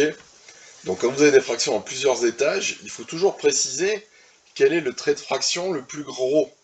C'est-à-dire celui en fait qui détermine l'opération qui n'est pas entre parenthèses. Vous voyez ? Là, la division par 2, c'est celle que je fais en dernier, donc je mets un grand trait de fraction. Ok ? Donc d'où ce problème d'écriture des fractions à plusieurs étages. Donc, le fait qu'on ait une opération associative dans le cas des vecteurs, c'est une très bonne nouvelle. Ok ? Alors ici, vous voyez, j'ai vu des propriétés qui concernent l'addition. Maintenant, on va voir des propriétés qui concernent la multiplication des vecteurs. Alors, quelles sont ces propriétés ? Ben, certaines, on les a déjà vues. On va le redire ensemble. Alors, si je multiplie un vecteur par 1, qu'est-ce que j'obtiens ? Ça, on l'a déjà dit. Enfin, je crois. Si on ne l'a pas vu, vous êtes capable de trouver tout seul. Si je multiplie un vecteur par un vecteur par 1, qu'est-ce que ça donne ? Et non, ça donne pas 1, Johan. Big mistake. Ça doit donner forcément un vecteur. Lequel ? Le vecteur U. Ok ? Ah non, pardon, la réponse de Johan, c'était à la question d'avant. Pas pour moi, monsieur Sass. En fait, le problème, c'est que ça ne marche pas le son quand vous écrivez quelque chose. Donc, je ne sais pas quand je regarde le chat si vous venez de l'écrire. Enfin, il faut que je lise l'heure. Bref, c'est pas pratique. Donc, désolé, monsieur Sass, vous n'aviez pas répondu à la question, en fait. Voilà. Multiplier un vecteur par 1, ben, ça donne, ça change, ça en laisse ce vecteur inchangé. Ok. Donc, autre propriété maintenant, si je multiplie un vecteur par 0, on l'a vu aussi tout à l'heure, qu'est-ce que ça donne? Si je multiplie un vecteur par 0, qu'est-ce que ça donne? Qu'est-ce qu'il y a de l'autre côté? Le vecteur nul. Très bien, monsieur Bouquet. Je vous conseille de mettre un petit O, d'accord? Pour montrer que c'est bien, ce sont des choses différentes. Ok. Ensuite, si je multiplie un vecteur par moins 1, on a vu que ça donnait le vecteur moins u, je vais le réécrire à côté, c'est-à-dire l'opposé du vecteur u. Ok, donc moins 1 fois u, ça donne moins u. Ça marche. Alors, on peut sauter parce que sinon... Voilà.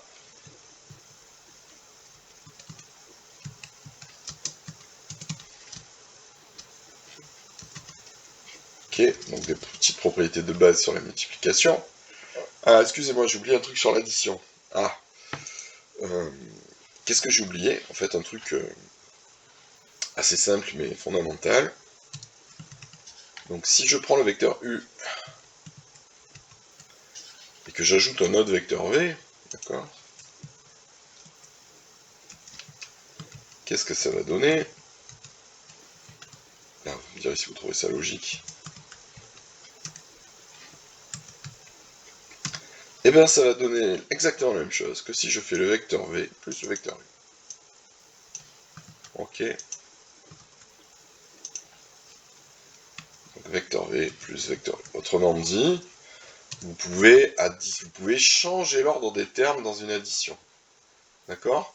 Donc quand vous avez une opération qui vérifie ça en maths, on dit qu'elle est commutative.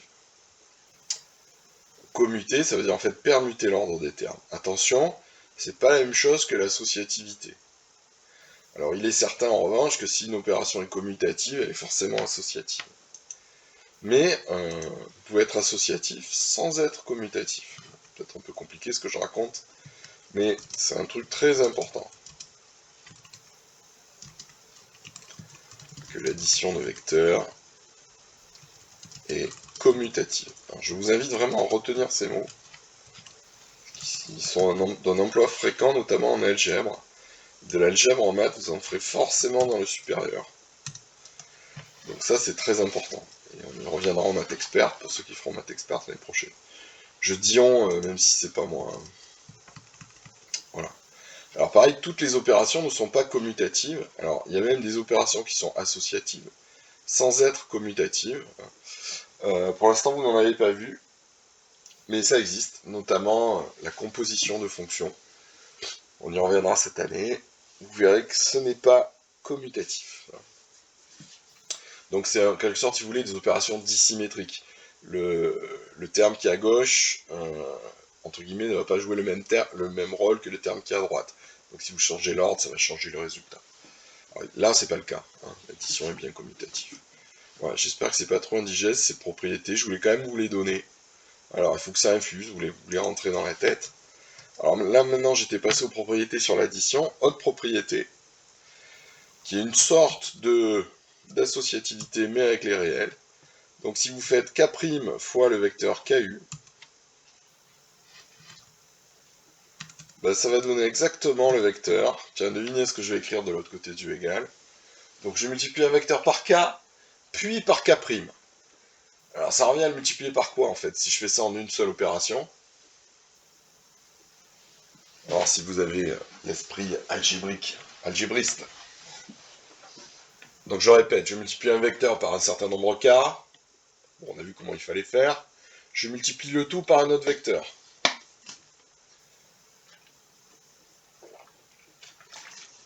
Qu'est-ce que ça va donner?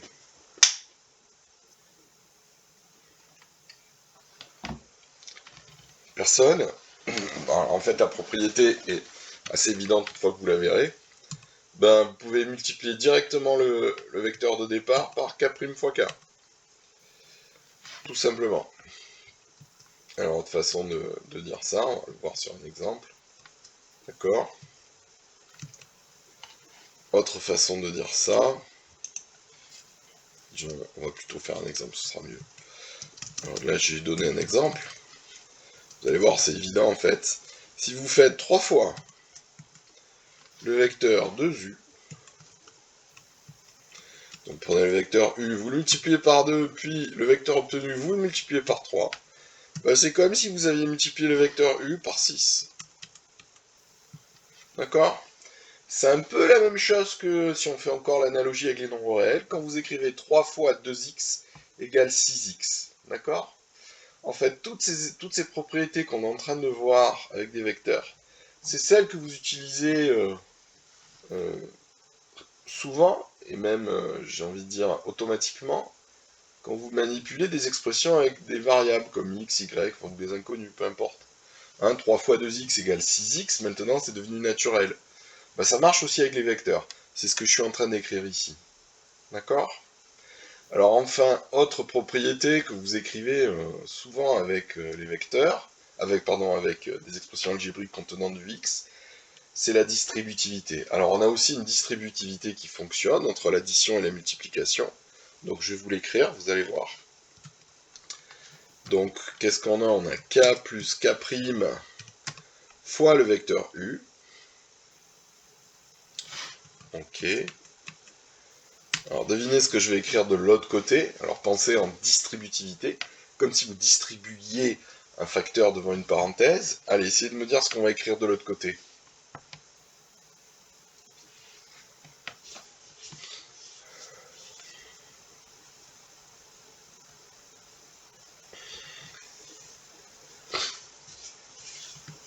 Si vous avez un micro, allez-y, hein, c'est plus simple que de taper. Alors, je vois qu'il y en a qui sont en train d'écrire.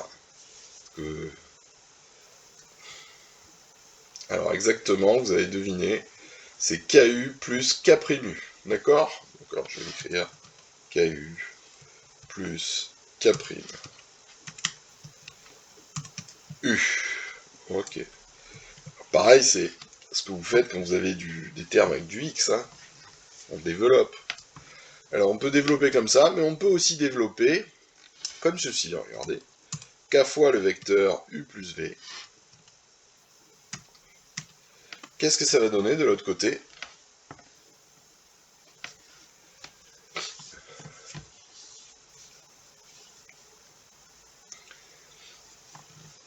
Qu'est-ce que ça va donner de l'autre côté?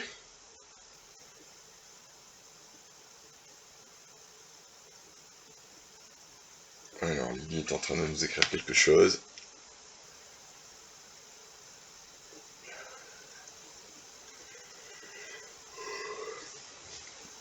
Exactement Lily, KU plus KB. D'accord?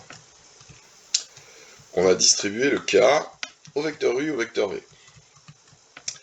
Alors vous voyez tout à l'heure, alors ça s'appelle des propriétés de distributivité. Alors je vais l'écrire en dessous. Attendez, je vais faire comme ça on va le mettre à la ligne.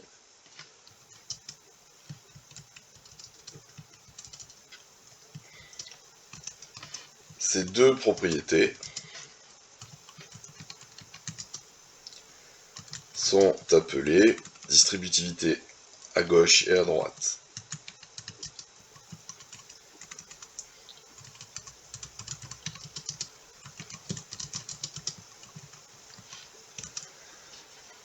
Celle-là, on peut même lui donner un nom en géométrie. Vous savez, bon, on a dit tout à l'heure que les vecteurs, on était à cheval entre le monde de la géométrie et le monde du calcul, hein, le monde des propriétés algébriques. En fait, c'est une remarque. Vous voyez cette propriété? Elle a un nom en géométrie. C'est rien qui trouve, je lui mets un 20. Bon, à mon avis, c'est pas trouvable, mais on ne sait jamais. Essayez de visualiser ce que ça donne en faisant un dessin dans votre tête. Et en fait, cette propriété va donner un théorème célèbre en géométrie. Essayez de deviner lequel.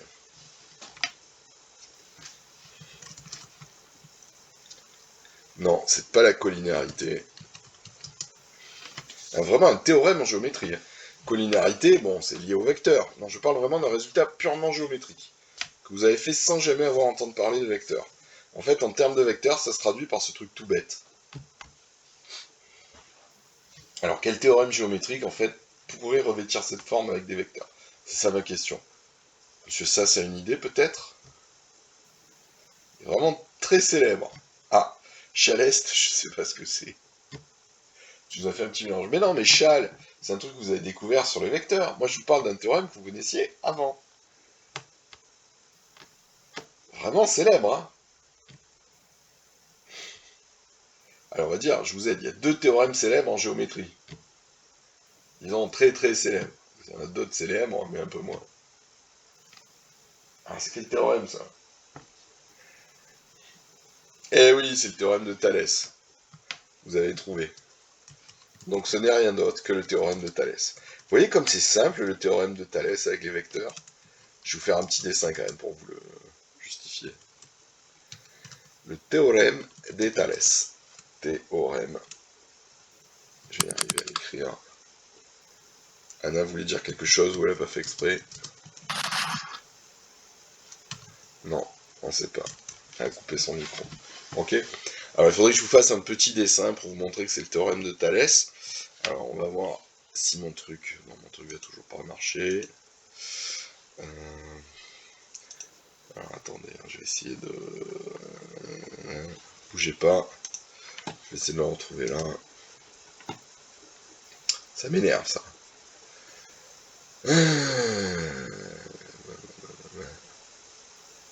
Attendez, je sais plus ce que je fais. Faut que je cherche à l'activer autrement. Alors...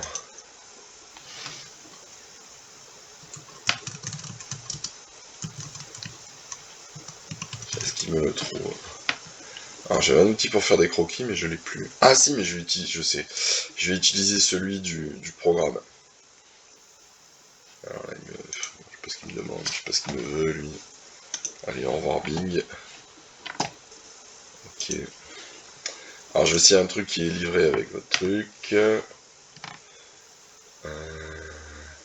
J'ai pas ça. Je peux pas utiliser un tableau blanc. Attendez, c'est partager webcam. Charger une présentation. Non, c'est pas ça. Fermé. Alors attendez. Bon, je tâtonne un peu aujourd'hui, hein, m'en veuillez pas. Ça ira mieux la prochaine fois, je découvre.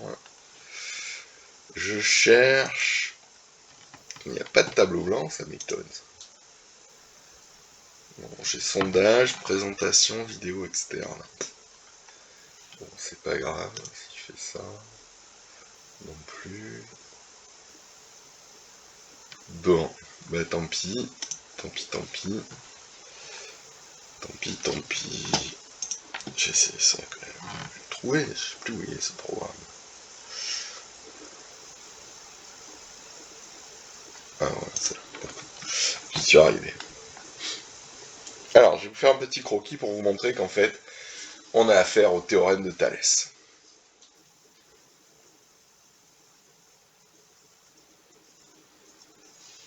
Ok.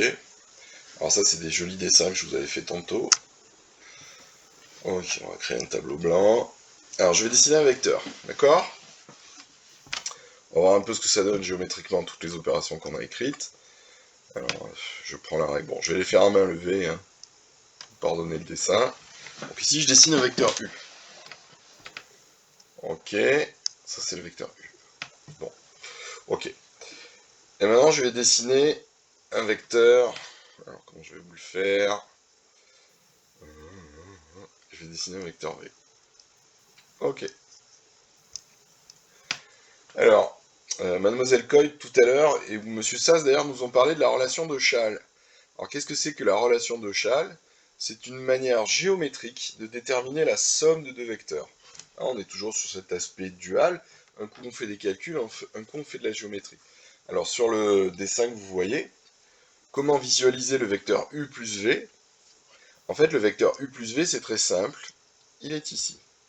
Donc là, vous avez le vecteur U plus V. Ok? Donc là, simplement, je vous montre comment on obtient la somme de 2 vecteurs géométriquement. Alors l'idée, c'est quoi? Vous partez de l'origine du vecteur U, c'est-à-dire le point de départ. Ici, je vous montre avec mon curseur. D'accord? Et vous reliez l'extrémité du vecteur V. Et en faisant ça, ce que vous avez construit en rouge, c'est exactement le vecteur U plus V. Alors on pourrait écrire des coordonnées pour le vérifier, vous verriez que ça marche. Hein. Vous pouvez même compter les carreaux à l'écran, vous allez voir, ça marche assez bien. Alors imaginons que le vecteur U aille de 2 carreaux vers la gauche, et le vecteur V de 1, 2, 3, 4, 5 carreaux vers la droite. On fait donc comme opération pour cette composante moins 2 plus 5, ce qui fait 3. Le vecteur U plus V, effectivement, va de 3 carreaux vers la droite. Ça marche. Verticalement, le vecteur U, on va dire qu'il descend de 1, 2, 3, 4 carreaux. Le vecteur V, bon alors là, c'est pas terrible, mais il monte de, allez, on va dire 1 carreau et demi. Donc 4 carreaux vers le bas, puis je monte de 1 carreau et demi. Ça revient à descendre de 2 carreaux et demi. Bah, vous regardez le vecteur U plus V, il descend à peu près de 2 carreaux et demi. Hein. Mon dessin est quand même pas terrible. D'accord? Donc vous voyez, géométriquement, en suivant ce procédé, c'est-à-dire on relie le début de cette flèche à la fin de celle-là, on arrive comme ça, sans faire de calcul, à trouver la somme de deux vecteurs. C'est ça qu'on appelle la relation de Chasles. Alors maintenant, quel est le lien avec le théorème de Thalès? Ben, je vais multiplier tous ces vecteurs par k. Regardez ce que dit la propriété. K fois le vecteur U plus V, c'est la même chose que KU plus KV. D'accord? Alors je vais donc multiplier tous ces vecteurs par k. Alors k, qu'est-ce que je vais prendre? Je vais prendre tout simplement 2, hein, je ne vais pas m'embêter. Bon, je vais changer les couleurs. Donc le vecteur U, je le multiplie par 2. Alors géométriquement, ça va donner un truc comme ça. Oui, alors c'est un peu pourri, parce que j'ai voulu le faire à la souris, je vais le faire à la main, ça sera quand même mieux. Quand même, donc là je dessine le vecteur de U. Je vais maintenant dessiner le vecteur de V. Ok. Et maintenant je vais dessiner... Ah pardon, j'aurais pas dû les faire comme ça, je recommence. Je recommence. Ça me perturbe un peu de le faire sur l'ordi. Alors je vais faire un petit zoom arrière. Voilà. Un petit zoom arrière. Regardez, maintenant je vais dessiner le vecteur de U, mais je vais le dessiner comme ça. Ok. Le vecteur de V, je vais le dessiner comme ça. Et le vecteur 2 fois U plus V, maintenant, il va être comme ça. D'accord? Donc ce que vous voyez à l'écran, qu'est-ce que j'ai fait? En fait, j'ai multiplié tous mes vecteurs par 2. Ok? Et que nous dit le théorème de Thalès, en fait? Il nous dit que le vecteur que vous voyez ici, c'est le vecteur 2 fois U plus 2 fois V. Voilà. Donc le théorème de Thalès nous dit que 2 fois le vecteur U plus V, on l'obtient en faisant 2U, c'est-à-dire ce vecteur vert, plus 2V.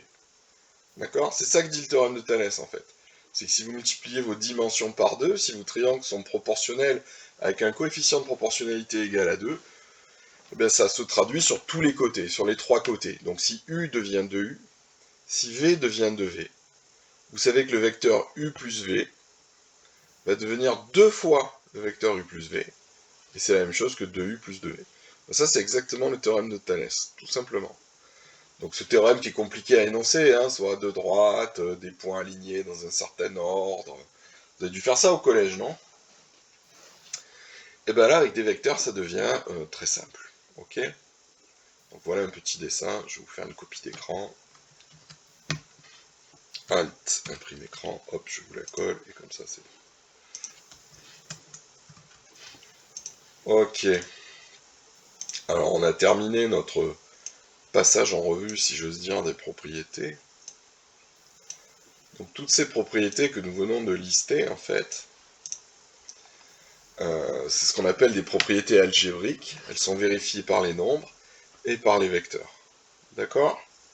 Donc voilà des choses que vous pouvez relire et qu'il faut mémoriser. Allez, on va terminer. Je vais vous faire encore 5-10 minutes. On va faire un petit exercice très simple. Donc je vais vous donner des vecteurs, soit U, donc de coordonnées... je vais avoir... Et non, je vais plus. Donc on va prendre un vecteur U de coordonnées... voilà. Moins 2, et on va dire...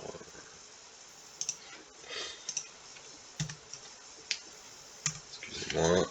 Donc vous pouvez prendre une petite feuille hein, pour écrire. Voilà. C'est pas ce que je voulais, mais c'est pas grave. Donc allez, on va se donner un vecteur, donc de coordonnées moins 2 et 3. Voilà, on va changer 5. Et V de coordonnées. On va prendre... Ah, je vais l'écrire comme ça, V, tiens. Moins 4i, moins j. Ok, donc je vous donne deux vecteurs, un à l'aide des coordonnées, un en décomposant à partir de i et j, mais j'ai expliqué tout à l'heure que c'était la même chose.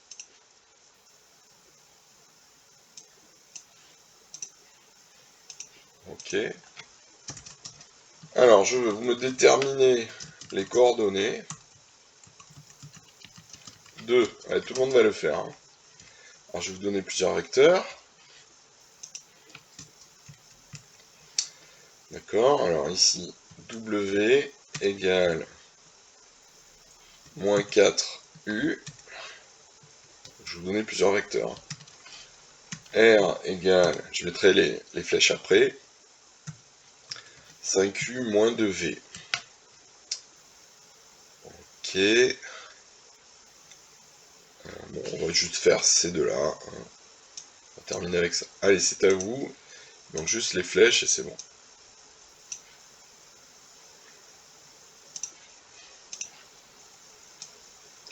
Donc il faut déterminer les coordonnées des vecteurs W et R.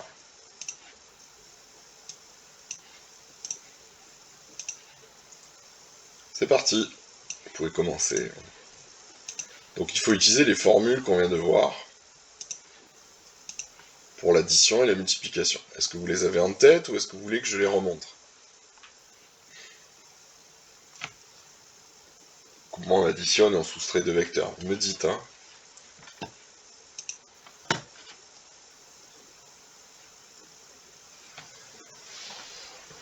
Allez, ben vous cherchez. Si vous en sortez pas, si vous voyez pas du tout ce qu'il faut faire, vous manifestez. Sinon, ben, commencez les calculs, hein, c'est pas très compliqué.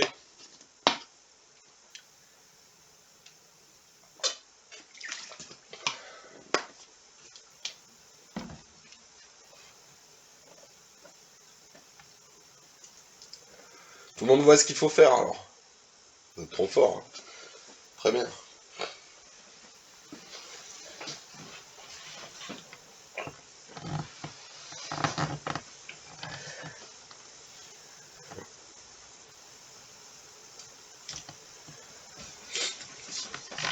Oh là, on dirait qu'Illy, elle a déjà trouvé des réponses.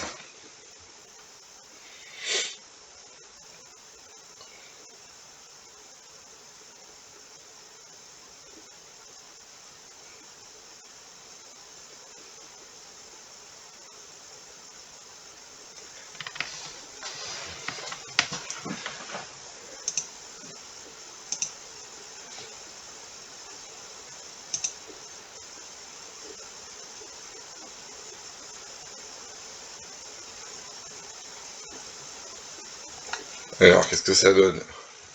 Je vous laisse calculer tranquille et puis vous me donnez vos résultats.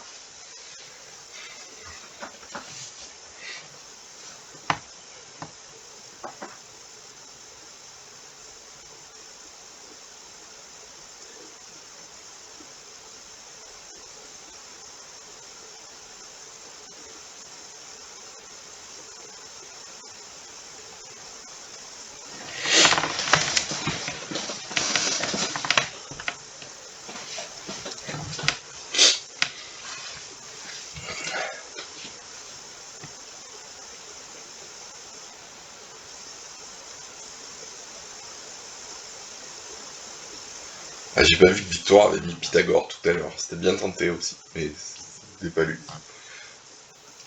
Alors on verra qu'on peut traduire Pythagore avec des vecteurs aussi d'ailleurs. Hein. Justement, c'est le programme de cette année.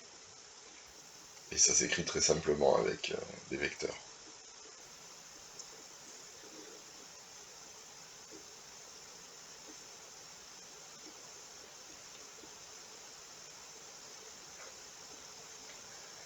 Donc cette année, on va voir une nouvelle opération sur les vecteurs. Je vous vois un peu la mèche qui s'appelle le produit scalaire, qui te permettra d'écrire assez simplement le théorème de Pythagore en fait.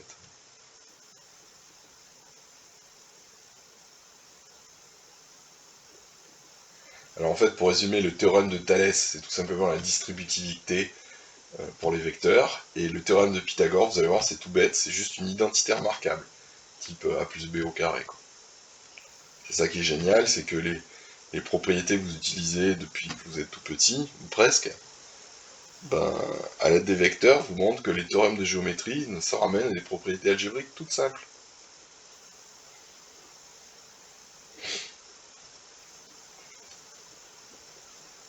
Bon alors, vous les avez fait ces petits calculs de coordonnées? C'est pas bien compliqué, hein? Qui c'est qui veut nous donner les réponses si vous avez un micro? Faites pas vos timides, mademoiselle Capelle, vous avez un micro? Je vous ai entendu déjà. Monsieur Avenir, est-ce qu'il est là, monsieur Avenir? Je le vois pas, il est parti. Monsieur Avenir, où êtes-vous? Est-ce qu'on a perdu du monde d'ailleurs depuis tout à l'heure? Nicolas et Solène, est-ce qu'ils sont là? Ouais. Monsieur Bonijol, il est là. Monsieur Théo, Monsieur Bouquet, vous savez où est Monsieur Bonijol? Je le vois pas. Ah si, il est là, pardon. Tant pour moi. Bon alors, qui c'est qui me donne les réponses? Quelles sont les coordonnées de W? Alors, Lily a trouvé des choses. Donc pour W, bah, c'est facile, vous multipliez tout par moins 4. Et qu'est-ce que vous allez obtenir? Moins 4 fois moins 2, bah, ça fait 8. Et moins 4 fois 5, ça fait effectivement moins 20. Bravo, mademoiselle. T'es lié. Ok. Alors, pour le vecteur R, maintenant, qui est un peu plus compliqué, hein, vous voyez, il faut mélanger deux vecteurs, il faut les soustraire. Alors, qu'est-ce que ça veut dire, d'ailleurs? C'est quoi cette soustraction?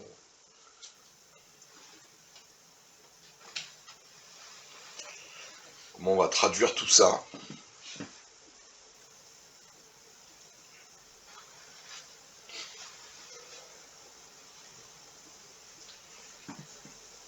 Alors, d'ailleurs, je ne l'ai pas écrit dans le cours, enfin, c'est un peu implicite, hein. Qu'est-ce que ça veut dire soustraire des vecteurs, en fait, hein?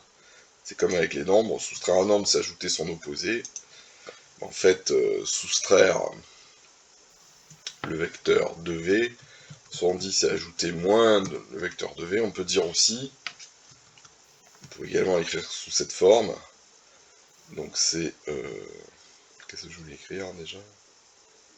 Voilà, c'est aussi plus le vecteur moins 2 fois v. Voilà, on peut l'écrire comme ça. C'est la même chose. En fait, ce que j'avais pas défini, c'est ce moins là, qu'est-ce qu'il signifie? Assez naturellement, ça veut dire tout ça, hein. Et c'est vrai que je ne l'ai pas dit explicitement. Alors, qu'est-ce que ça donne? Alors, il faut multiplier U par 5, il faut multiplier V par moins 2, et puis il faut ajouter. Alors, proposez-moi des choses. Pour y arriver, c'est facile, hein. Vous raisonnez d'abord sur la première coordonnée, puis sur la deuxième coordonnée. Alors, Théo propose une étape intermédiaire, c'est-à-dire de calculer 5U et moins 2V. Alors, bon, on va faire comme il dit, si vous voulez. C'est une façon de faire, sinon on peut raisonner simplement, peut-être plus rapidement, abscisse par abscisse, enfin, première coordonnée, puis deuxième coordonnée. Alors justement, le vecteur 5u, qu'est-ce que ça va donner? Ben, ici vous aurez moins 10, et là vous aurez 25. Et le vecteur moins 2v, ici vous aurez quoi? Alors le vecteur v, attention, c'est moins 4i moins j, donc ces coordonnées, c'est moins 4 et moins 1. Il faut les multiplier par moins 2, donc ça fait 8, et moins 1 fois moins 2, ça fait 2. Tout le monde a compris ce que j'ai fait là? Donc le vecteur v, en fait, quelles sont ses coordonnées? C'est moins 4 et moins 1. Je multiplie par moins 2, donc ça fait moins 8. Pardon, ça fait 8 et 2. Donc ça, c'est le vecteur moins 2v que vous voyez à l'écran. Maintenant, j'ai plus qu'à tout ajouter. Alors, qu'est-ce que je vais obtenir? Ben, allons-y. Moins 10 plus 8, ça fait moins 2. Et ici, ça fait 27. Ok? Alors maintenant, je vous propose une autre présentation de ce calcul. On ne va plus utiliser les coordonnées, on va simplement utiliser des écritures de cette forme. Alors V, on l'a déjà. Il n'y a plus qu'à transformer U. Alors U, je vais le transformer. Au lieu d'écrire que c'est le vecteur moins 2 de coordonnées moins 2, moins 5, je vais écrire, et c'est la même chose, que c'est moins 2i plus 5j. Alors je vais l'écrire, donc moins 2i plus 5j.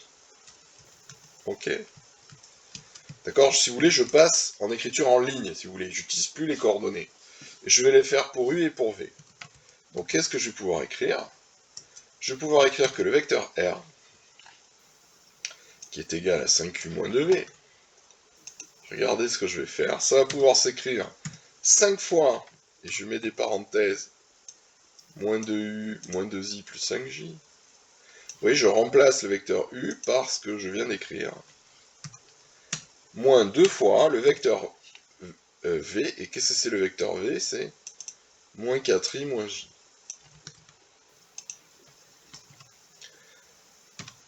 Encore une fois, c'est une autre méthode, c'est une autre façon de présenter les choses. Le seul intérêt, c'est de vous faire travailler vos formules.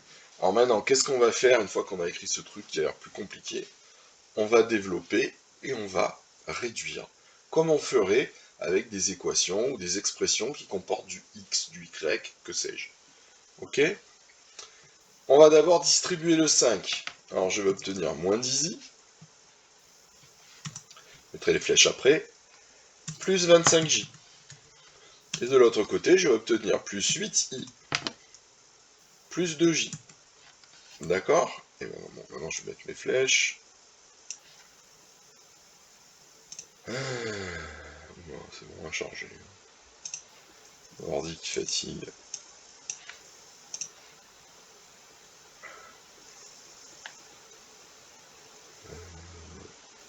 Qu'est-ce qu'il me fait? J'ai trompé de bouton. Ok.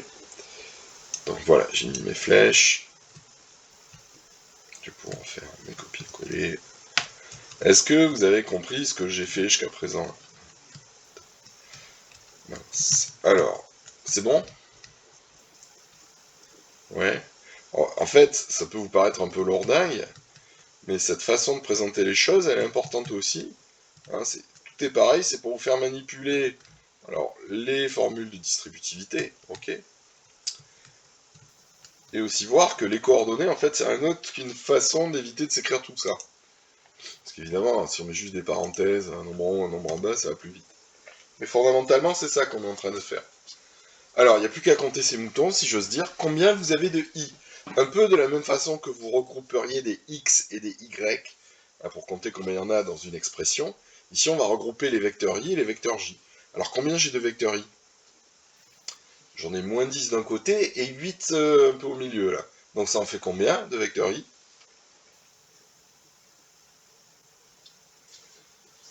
Allô, allô?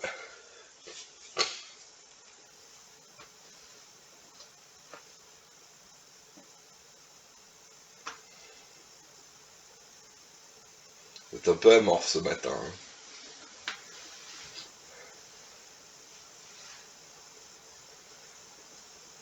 Ah si, il y a du vecteur i. Non, non, c'est pas le vecteur nul, attention. Regarde Théo, on va regrouper les vecteurs i avec les vecteurs i.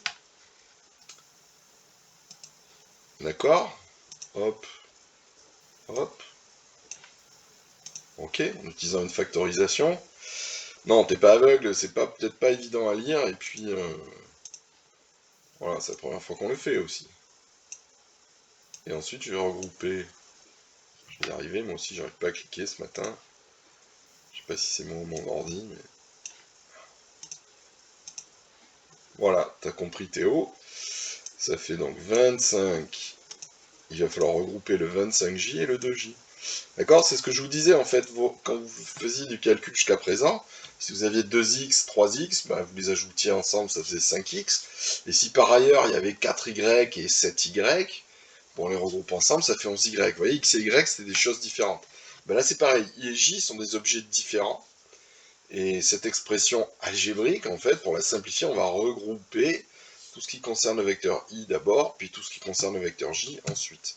Donc qu'est-ce qu'on va obtenir? Ben, Théo l'a dit, donc on va obtenir moins 2 fois le vecteur i, plus 27 fois le vecteur j, d'accord? Et j'ai mis des couleurs pour que ce soit plus parlant. Alors, le vecteur I, je l'ai mis en jaune. Et le vecteur J, je le mets en vert. Ok. Et regardez qu'est-ce qu'on trouve, comparé avec ce qu'on a trouvé tout à l'heure. Bah, la même chose qu'avec les coordonnées. Hein. Donc tout est cohérent. Ça va? Alors, on va s'arrêter là sur le contenu mathématique, sauf s'il y a des questions. N'hésitez pas, si vous avez rien compris, ou si... Voilà, ce qu'on fait, c'est vraiment le b.a.-ba, là. Est-ce que vous avez des questions? Alors, n'hésitez pas à reprendre cette fiche chez vous, hein, si je voulais taper à la main, enfin, si je voulais taper dans Word, euh, c'est pas pour rien, c'est pour que vous puissiez la travailler à tête reposée. Alors, elle n'est pas finie, hein, il y a l'aspect géométrique, mais peut-être on la complétera au fur et à mesure. D'accord? Vous êtes où? Une première S. Non, vous n'êtes plus des premières S. Bon, je vais dans le bureau, puis on verra après.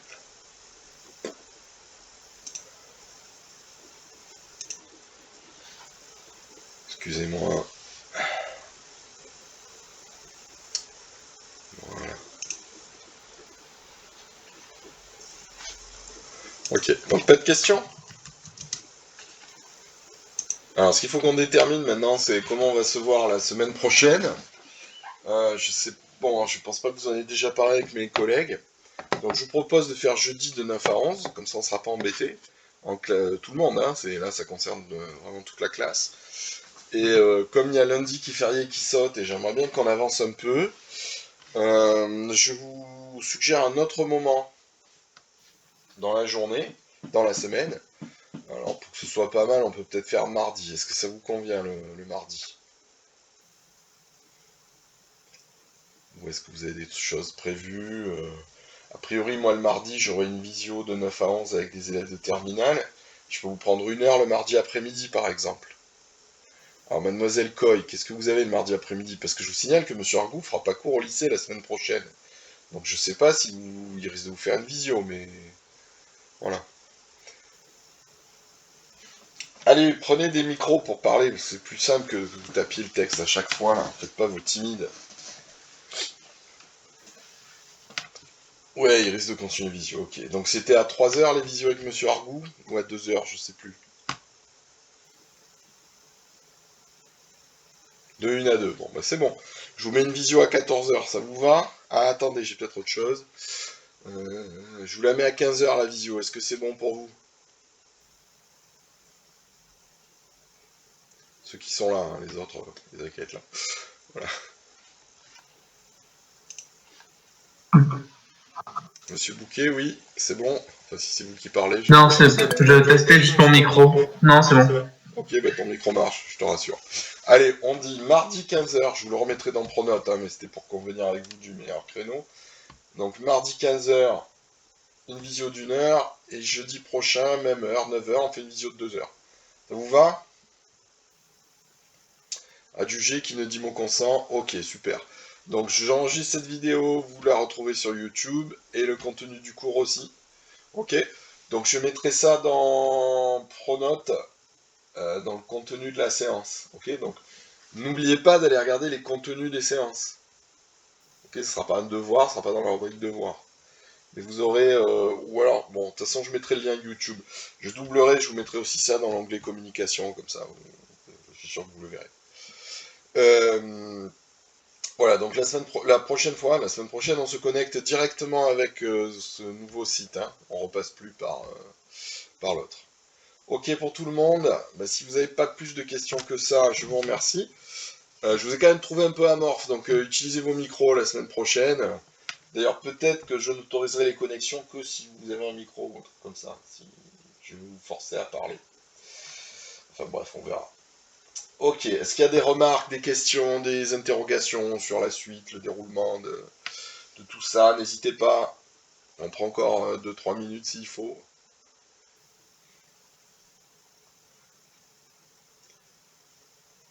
C'est bon pour tout le monde?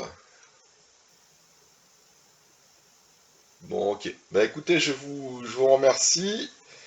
Je vous souhaite une bonne fin de semaine. Donc vous aurez cours peut-être pour certains cet après-midi et demain. Vous risquez d'avoir pas mal de consignes de mes collègues. Si jamais les horaires, il faut les changer, n'hésitez pas à me le dire. Ok, et puis voilà, bon courage pour la suite, et je vous remercie pour votre attention.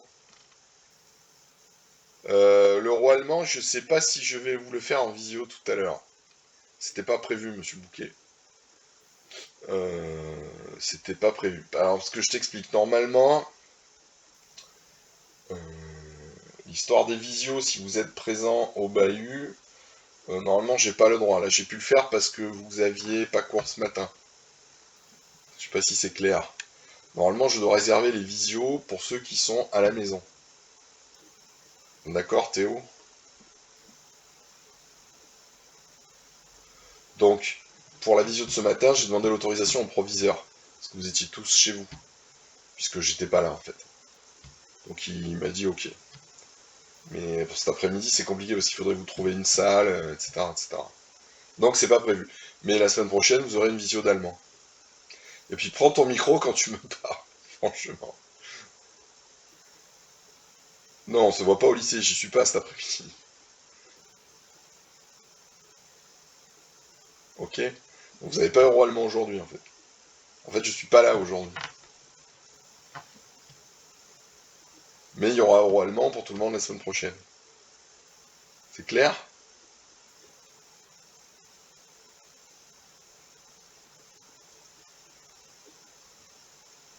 Et voilà.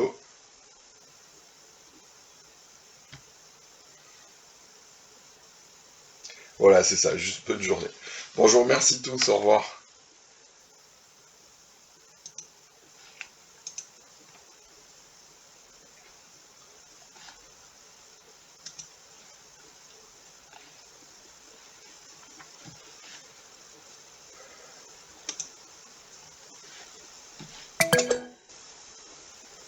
Au revoir, Lou.